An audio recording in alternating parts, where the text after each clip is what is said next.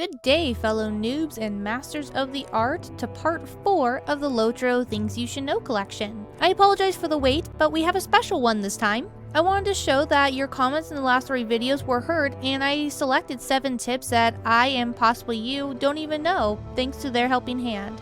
I also added in a couple of other additional tips myself just to add some more flair to it.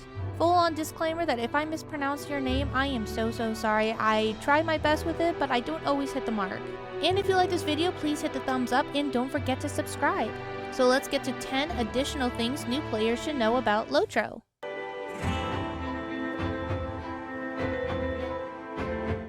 Starting with a comment from Starty Marty, which I didn't even know you could do, is to right-click on the minimap and then select Track Nearby Quests. Out of all the quests you have, the game will choose the nearest ones to you to track. This can speed up the questing quite a bit compared to doing things manually. Number 2. Christina gave us an excellent point of LOTRO sales. Especially when doing deeds only get you so many points and there are a lot of fun and useful things in the store. The store has weekly sales that switch on Thursday. Store sales can have a variety of different options. Some of the ones they look out for are carry-alls, vault and shared wardrobe space, account-wide mounts, bricks to buy premium housing, and crafting stations for your house. All these are very useful to have and are very highly sought out by those that use them often. Number 3. When it comes to being prepared, David Gonzalez absolutely had a great tip to save future you from being caught without appropriate gear and weaponry. Start crafting ASAP. I cannot agree with that more. Choose a vocation that suits your current character to start, like a hunter can benefit mostly from woodsmen for bows and explorers for medium armor, and get collecting materials right away. Down the line, you can also use your different characters to complement each other. Almost every vocation's third skill is made to complement somebody else, and have all your characters outfitted to the best gear at every stage in the game. Number 4. LOTRO players eventually learn that sharing is everything, including with yourself. That might sound a little odd, but your characters can share a lot of items between each other on the same server. That being said, Old Gamer Doof gives us a great example here that chests can be used between all your characters on that server. For example, they have a character who has a cooking skill, but the cooks need vegetables and such. A cook cannot farm, so they have another character that farms. Instead of overloading the first character, the second one uses the chest to store vegetables for the first whenever they need it. This goes with number 3, where your character is going to need to depend on another character to help it out. Number 5.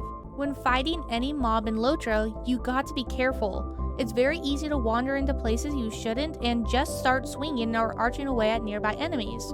Ivan Stainer gives a great recommendation of not fighting anything that is more than 3 levels above you if you aren't confident on beating them.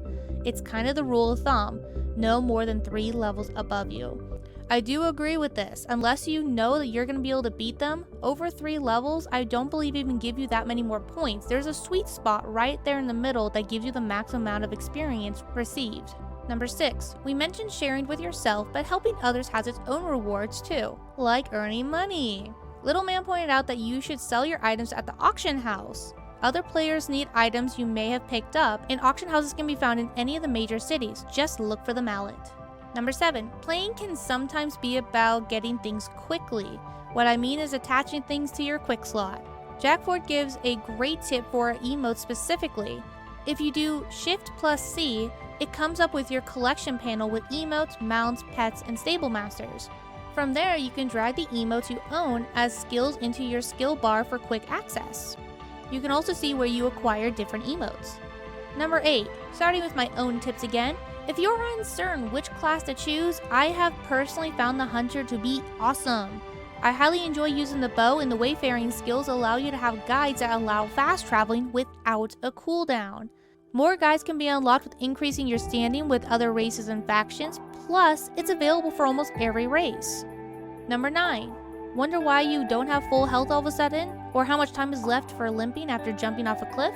Hover over the icons next to your character image in the top left corner and it'll tell you everything that's currently active. Number 10. Reputation. Since this is for new players that don't know, reputation is how you stand with the different factions and races of Middle-earth. Doing quests for them will make them like you more, and in return will grant you rewards like armor, cosmetics, mounts, housing items, and more. You can see where you stand with everybody in your character panel by pressing C. Thank you so much for watching. I hope you enjoyed this and got something out of it.